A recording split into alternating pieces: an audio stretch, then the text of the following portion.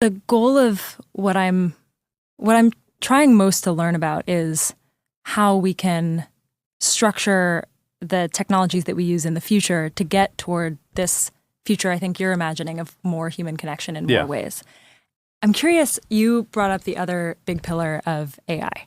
And in some of your conversations, I'm thinking of a conversation with Tim Ferriss in particular, you talked about a lot of different use cases of AI. And they seem to me to fall on somewhat of a spectrum. Mm-hmm. Like, for example, you mentioned automatic real-time translation. Mm-hmm. It's like basically the Star Trek translator, universal translator. I think we're pretty much there. Yeah. And that's one example on one end of the spectrum where some people might argue that there is a chance that someone is less likely, for example, to learn a language because we can all speak to each other in real time in different languages. I think nobody would really argue that therefore we shouldn't have that kind of universal translator, right? Also, like, a lot of people still learn Latin and Greek. Right, exactly. So. And so I think that end of the spectrum is something like technologies that really measurably unlock our humanity because they remove a struggle between people. And then on the other end of the spectrum, there are a lot of educational things, for example, where the struggle is kind of the point, right? Like it's like building a muscle. Like I can think of so many times in my life where like the reason why I was doing something was not the output. It was the fact that I was trying so hard to do it. There's one example in the Tim Ferriss interview where you talked about your kids struggling to articulate themselves emotionally. And adults very much have the same problem. And you talked about AI as a way to help them articulate those emotions. Yeah. And I thought about all of the many times in my life where I have struggled to articulate my emotions and how I really could have used some help in those moments.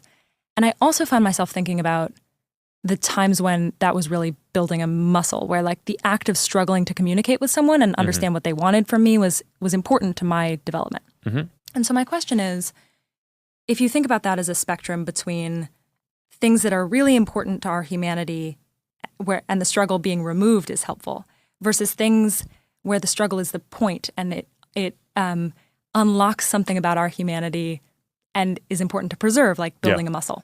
How do you draw the line between those things? And how do we ensure that the muscles that we're building for this future are stronger and not weaker? Yeah, it's interesting. I mean, I think we're always going to find new things to struggle with. And I mean, you can always get better at communicating with other people and kind of expressing yourself and understanding other people.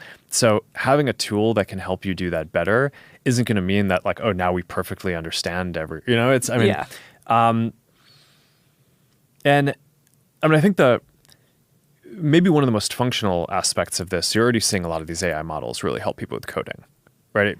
Like a generation ago, before I was getting started, a lot of coding was like really low-level system software, and then by the time that I got into it, there's a little bit of that, but you can make websites pretty easily, make apps pretty easily, and I think in 20 years or a lot sooner than that, you're going to basically be in a world where kids will be able to just describe the things that they want and build incredibly complex pieces of software. So it's in that world, are kids going to be not struggling? I don't think so. I think that they're going to be just expressing their creativity, and it'll be this kind of constant iterative feedback loop around like, okay, like I took a few minutes to describe this thing.